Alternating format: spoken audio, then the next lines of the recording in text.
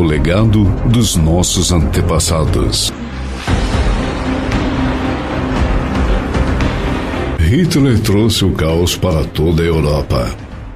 Nazistas fanáticos deixaram um rastro de destruição e morte por onde passaram. A participação brasileira na Segunda Guerra Mundial começou em 16 de setembro de 1944. Durou 7 meses e teve como objetivo a libertação da Itália. O Brasil entrou na Segunda Guerra Mundial ao lado dos aliados, após ceder à pressão do governo norte-americano para encerrar o período de neutralidade adotado pelo presidente Getúlio Vargas.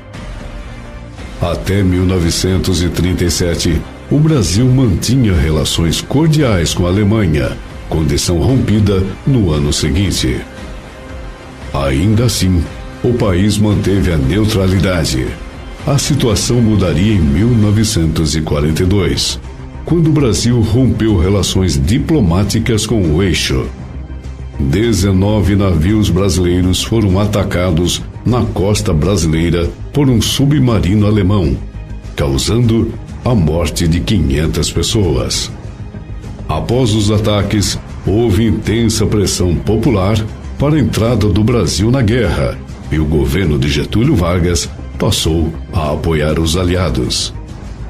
Apesar de os americanos não concordarem, o governo brasileiro queria enviar soldados para o conflito e negociou investimentos para a participação do Brasil no conflito. Getúlio Vargas conseguiu que o presidente norte-americano Franklin Roosevelt modernizasse as Forças Armadas e concedesse empréstimos para construir uma usina siderúrgica no país. A usina seria a Companhia Siderúrgica Nacional, CSN, localizada em Volta Redonda, Rio de Janeiro. Em troca, o Brasil cedia um terreno no Rio Grande do Norte para os americanos instalarem uma base militar. Esta tinha o objetivo de ser o local de decolagem dos aviões que rumavam à Europa, que ficou conhecida como o Trampolim da Vitória. Até então, críticos duvidavam da capacidade da participação brasileira no conflito. Diziam que seria mais fácil uma cobra fumar do que a FEB embarcar. Por esse motivo, o símbolo da FEB, Força Expedicionária Brasileira, era uma cobra fumando um cachimbo. A declaração de guerra contra a Alemanha e a Itália ocorreu no dia 31 de agosto de 1942. O exército brasileiro, porém, contava com um pequeno contingente. Foi preciso convocar recrutas e reservistas como médicos, enfermeiras e advogados. O decreto que formava a FEB, Força Expedicionária Brasileira, foi assinado em agosto de 1943. A FEB se incorporou ao exército americano e foi treinada por eles na Itália.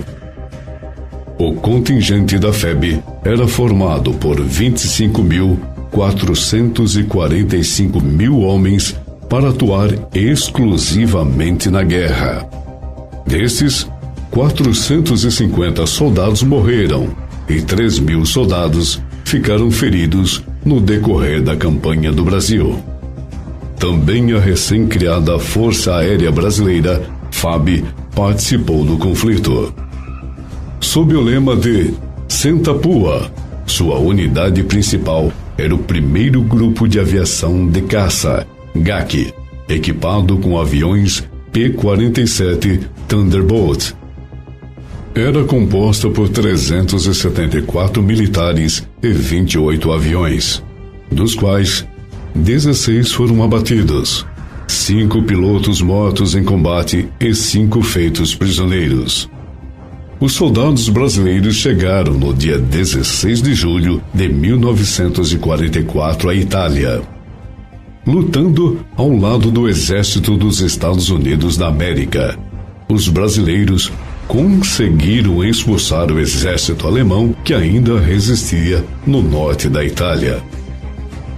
Em setembro de 1944, os soldados brasileiros tomaram Massa Rossa, Camaiore e Monte Prano.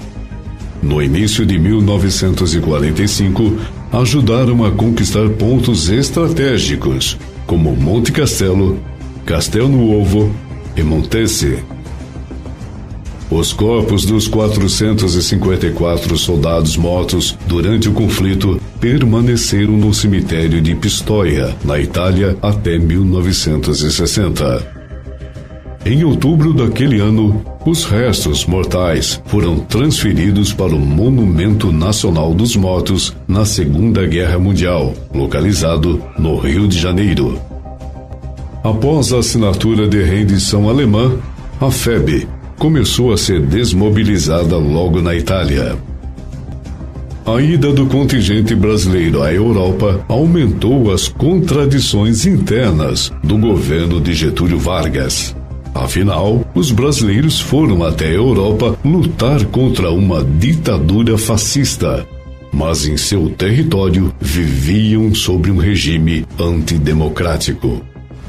Receoso que esses soldados, agora experientes, pudessem se voltar contra o seu governo, Vargas se apressa em desfazer o contingente militar. As gerações posteriores iriam ridicularizar o esforço dos soldados brasileiros, afirmando que foram lutar num lugar sem importância e já esquecido pelo exército alemão. Contudo, desde o final da década de 90, novos estudiosos vêm levantando novos documentos e dando aos soldados brasileiros um lugar digno na história. Ao menos um brasileiro foi enviado para um campo de concentração nazista. O major brigadeiro Otton Correia Neto teve seu caça derrubado no ataque à Ponte Cassarsa, na Itália, no dia 26 de março de 1945. Feito prisioneiro, ficou num campo de concentração na Alemanha até 29 de abril. Os brasileiros chegaram a enfrentar temperaturas de 20 graus negativos nos Apeninos. O capitão aviador Alberto Martins Torres é considerado o maior piloto da história da aviação brasileira. Ele participou de 100 missões de guerra na Itália e de 76 missões de patrulhamento da costa brasileira. Em reconhecimento ao trabalho realizado pelos brasileiros, várias cidades italianas batizaram ruas e praças com o nome de Brasil. Na cidade de Pistoia, ainda se conserva o monumento aos pracinhas caídos em combate.